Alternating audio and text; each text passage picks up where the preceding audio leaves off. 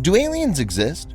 This question has spawned countless movies and TV series, fiction and conspiracy theories. Today, there are several known cases confirming human encounters with extraterrestrial life forms, which makes us wonder, could the appearance of these creatures lead to disaster? This is Infinity, and in this episode, I'll share with you some interesting incidents and theories about aliens, and tell whether these creatures could lead to disaster. Let's go. The danger of extraterrestrial life. If there's some other civilization parallel to the human one, why do they still leave no trace behind and do not communicate with mere mortals? How do they have this halo of mystery? And can an encounter with them be safe? No matter how you look at it, aliens are masters of the situation. They dictate the rules of the game.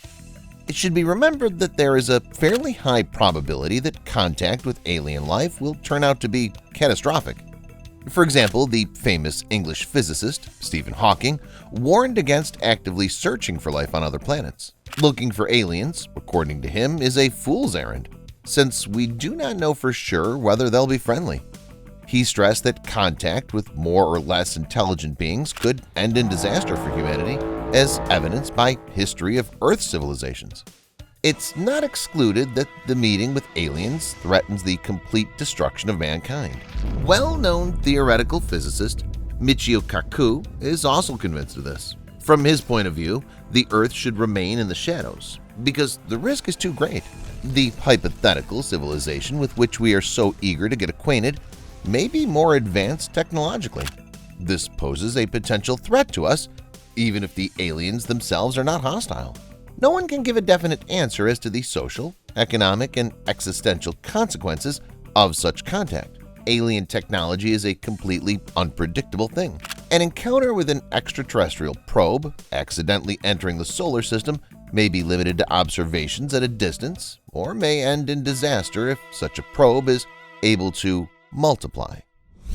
If aliens periodically appear on our planet, why have none of them been caught yet? Does that mean they're intelligent enough to be elusive? Well, you've probably heard of Area 51.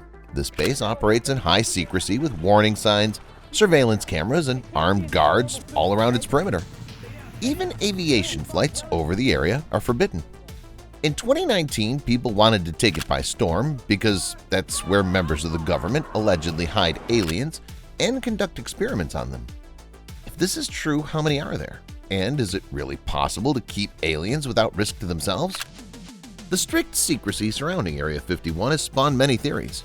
The most popular one is based on the fact that the military base is home to an alien ship that crashed in New Mexico in 1947.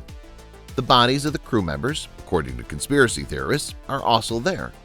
However, U.S. authorities say that there are no aliens at the base and the crashed vehicle was an ordinary weather probe. What if they're just hiding the truth from people?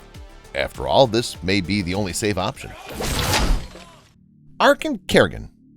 On May 28, 2012, something unexplainable happened at the Kerrigan border post. At the temporary border post on the border between Kazakhstan and China, 15 people, almost all the personnel of the border guards and a local gamekeeper who lived nearby, died mysteriously. On May 30, 2012, the Kerrigan checkpoint failed to check in. Officers who arrived there found a burnt barracks building where the bodies of 13 border guards were found. Later, the bodies of a sentry and a gamekeeper were found behind the territory in his house. The circumstances of the deaths of the border guards are very mysterious. Only strange piles of ashes remained of the outpost building and the bodies of the soldiers. Judging by the location of the bodies, it can be said that the border guards were asleep in their beds at the time of the incident. Later, the only survivor, an enlisted soldier, emerged from the forest. He was ragged, hungry, and had a pistol. He was in a state of inadequacy and had nearly gone insane from what he had seen that ill-fated night. The boy was 19 years old at the time, and the investigation blamed him. But experts suspect that something more than a hazing incident took place on that May day at the border post. Because how else to explain that a young guy was able to pull all this off by himself? After serving 6 months, the soldier had to serve the same amount of time. According to his relatives, he had good relationships with other soldiers. Later, the soldier refused his initial testimony, saying that he had not touched anyone but confessed to what he had done because he was subjected to psychological pressure.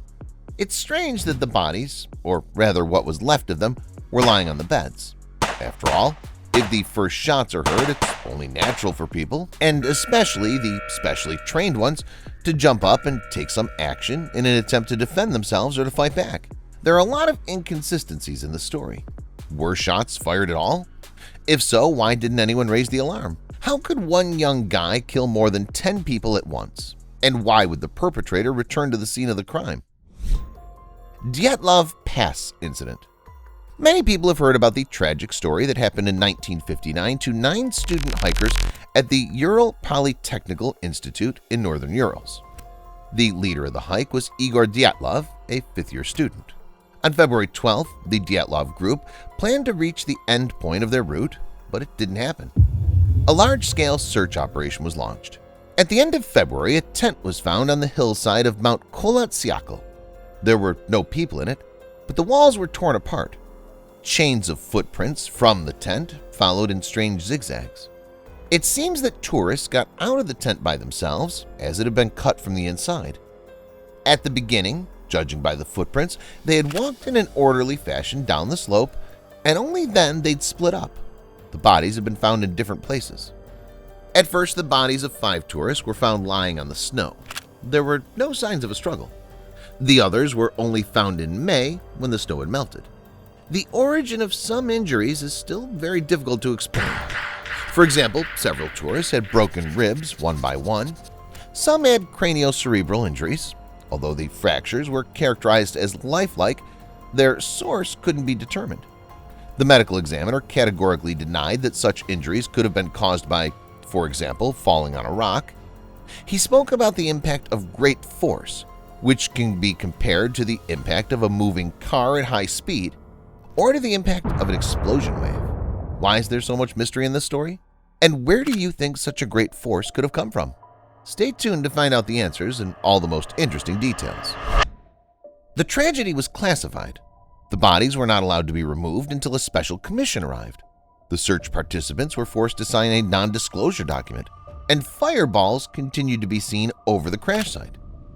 What could scare experienced tourists so much that they went out in the freezing cold without clothes and shoes, going to certain death? Investigators speculated that runaway prisoners were involved in the tragedy. They also blamed wild animals or spoke of an avalanche.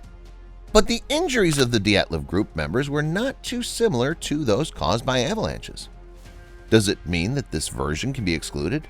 And even if they were really covered by an avalanche, they would have been found next to each other. And why was one of the ski poles on which the tent was attached left standing? Why hadn't the possible avalanche crushed the stove that was in it? The chronology, which can be reconstructed now, says that the Dyatlov group members cut the tarpaulin of the tent from inside and fled in terror. They were fleeing from something unexplained. This something could have been the bright light that shone through the tent tarpaulin. Was it something that some people are afraid to even think about? Some extraterrestrial force that couldn't keep the young men alive after all they could see? Most likely, in both of the cases I described, some alien being with abilities unknown to us might have acted. In the case of the border guards, it could control people, subdue their minds, and then leave them with nothing at all. In the case of the Dyatlov Pass, the same could have happened. Perhaps there were some extraterrestrial creatures that could have greatly frightened and crippled the tourists. That's all, guys. Would you like to meet an alien face-to-face? Let me know in the comments. Thank you for watching, and see you later.